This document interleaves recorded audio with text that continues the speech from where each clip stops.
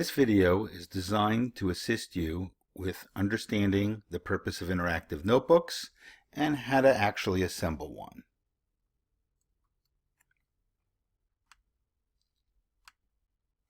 So let's start with what an interactive notebook is. It's actually a tool for use in class. It's kind of like a diary, your own personal diary of what you've learned in science class.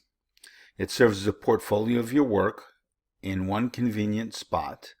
This could be a good tool for studying for upcoming quizzes and tests. It's also a great organizational tool that gives you permission to be playful and creative, as you'll see as we move along and cover the book. It allows you to be a real scientist. And overall, using an interactive notebook actually will help with your memory retention about the material. Real scientists have always used notebooks. This is a sample of Thomas Edison's notebook. Da Vinci's stuff, all his inventions, ideas were recorded so well that people actually have been able to create working models of his stuff in our current time, even though a lot of his ideas were never ever really built. So let's start by setting up the notebook. You were supposed to have purchased a spiral notebook, and the first page in your spiral notebook you will set up as a title page. It basically is where you'll have your name, the class. On this slide it says Earth Science, but your class may not be Earth Science. An email address where somebody can contact you if they find your notebook, if it gets lost. And you may decorate it if you want in whatever way you want. You should number the pages. Number the title page as page 1, and on the back of page 1 you will write page 2. So your odd numbers will always be on the right side of pages or the front of pages, and your even numbers will always be on the left or the back of pages. You should not leave any pages blank. After your title page, you should leave 2 pages to create a table of contents. This is the way you'll be able to find stuff if you record the date, the topic, and what page number the notes are actually sitting on. The notebook is basically divided into 2 sections. Think of it just having any book open. You have pages on your right and pages on your left. The back page back of a sheet of paper would be on your left-hand side. The front would be on the right-hand side. The right-hand side is what we call the input side. This is the side that's going to contain all the notes you take from information that you obtain. For instance, any kind of lecture, textbook, review of videos, or any other source. The left side is what we call the output side. This is the side that will contain work done by you that actually shows the application of the information that's on the opposite side, the right-hand side. Okay, so this is how you're going to show how well you understand the material that's on the right-hand side or the input side. Diagrammed a different way, you can go ahead and see that there's an input of information over here. That kind of goes into your note-taking, which is information being put into your brain. In the center here, the brain is actually processing that information. And on this side, you're actually outputting that information. So, what does the input side look like? If you look at the right-hand side, you're taking something called Cornell notes. Okay, so you will take your notes on the right-hand side, and we'll talk about Cornell notes a little bit more in a few slides. And for homework, you'll actually be processing those notes. You'll underline and color code the answers to questions that you create. You're going to put questions right here, and on this side, you're going to color code the answers. So the questions you're going to create in this section right here are questions in which the answers to those questions can be found in these notes. And then at the bottom, you will write a summary about the information that is contained on that page.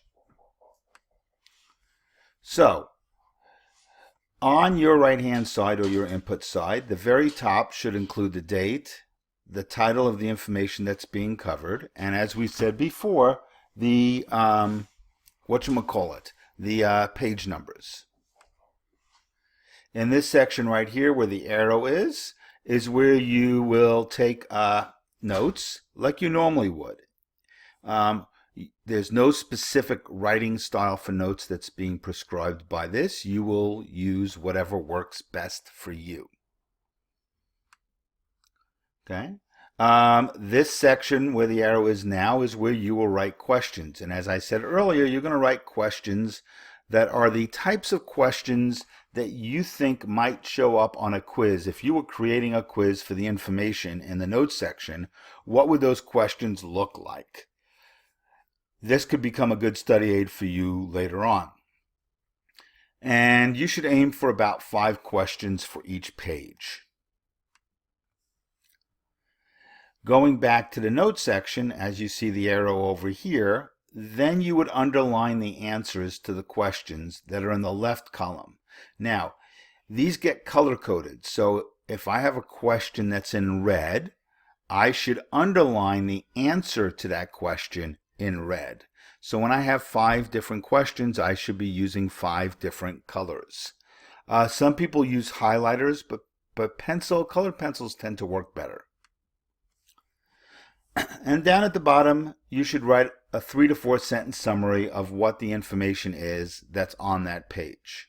So if you notice, even though you took notes, you're then processing the information multiple times and having to think about your notes rather than sitting and studying your notes.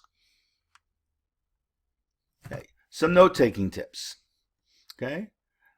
Use indentations to distinguish between major and minor points. If you notice, the minor points have been indented a little from what was the major point. Okay, put most notes in your own words, except obviously formulas and definitions or specific facts. By taking information and translating it into your own words, you will actually remember more of that information. You can use abbreviations and symbols whenever possible. That will actually help with the process. And if you completely don't understand an idea, leave it blank space and then ask the teacher, me, for some assistance in explaining that further. You may think you understand something when you originally take the notes during the day, but when you sit down and try to process your notes in the evening, you may find out you didn't really understand it as well as you thought you did. That would be the perfect opportunity next class to ask me about something for some clarification. Okay, you should review your notes in the evening and make sure you can understand what you have written. If needed, make any corrections to your notes. I find sometimes when I review stuff, I've actually left out some words, and if I've reviewed that pretty quickly to the time when I actually took the notes, I have much better opportunity to correct the notes and remember what I really meant to write. Okay. So here you have, and I know it looks rather small in this video, this and the next slide are actually samples of notes that were taken in a class. You can see right over in this section, these are the actual notes. And there are 3 different questions that were made about the notes. And so here's a question in purple, and the answer to that question is right over here, also in purple. The red question has an answer right over here. And the green question, those are, I actually can't tell the green here. Oh, the green's right up here. Sorry, the writing's too small. And down at the bottom, there's a couple of sentence summary about what's on that page.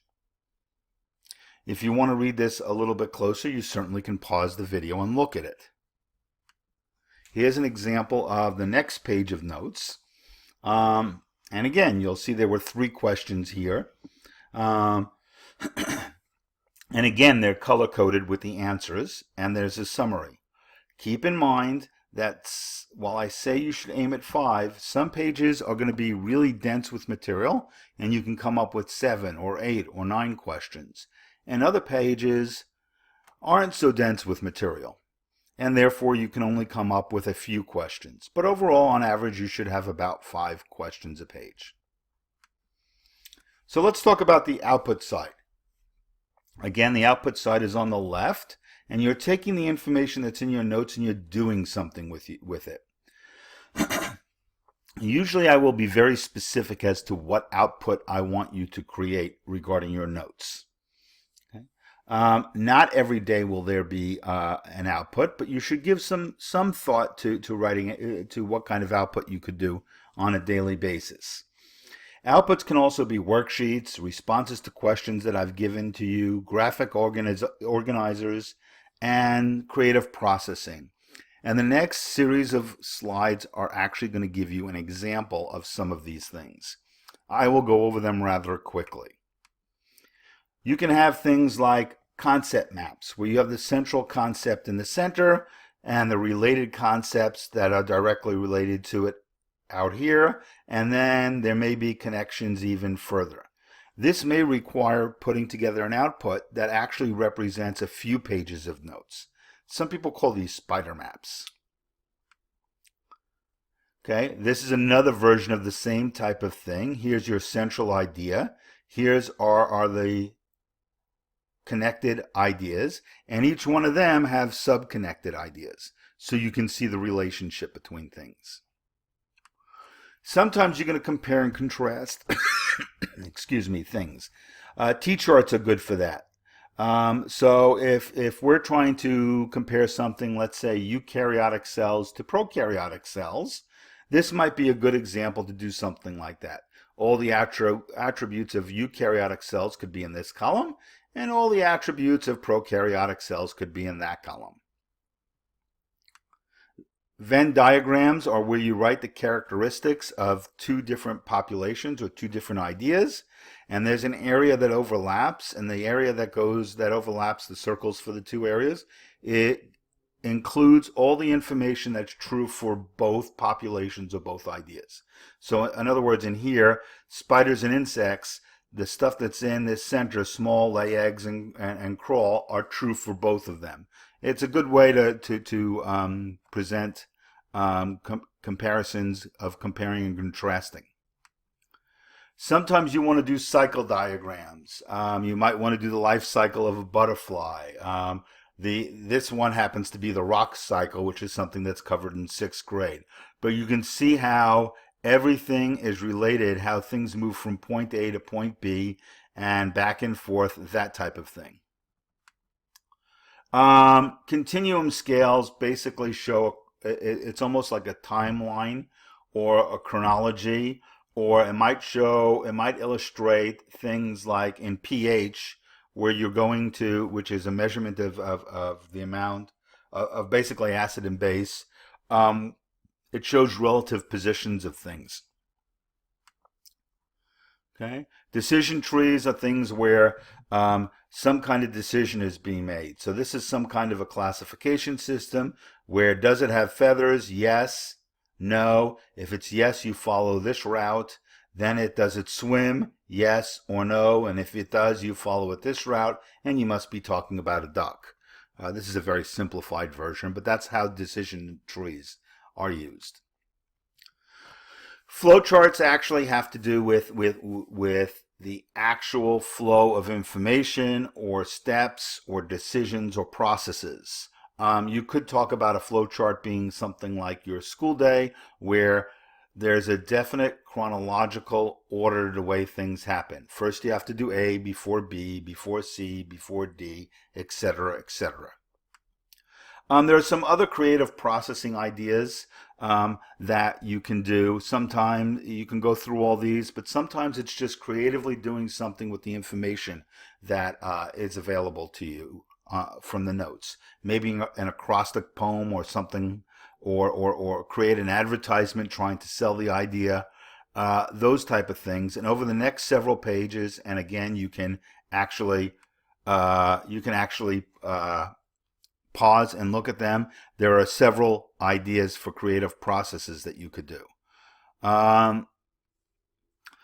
So you do all this, and why am I having you doing this, or what do you do with this? So the first thing is, realize that every time you touch the information in your notes, you're going to remember a little bit more.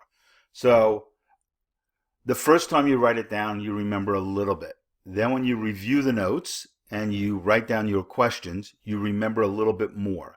And then when you actually highlight or underline the answers to those questions, you'll remember a little bit more. And then you write the summaries and you'll remember a little bit more. And then when you actually have to work with putting together outputs, which takes more thinking than the other aspects, you'll remember a little bit more.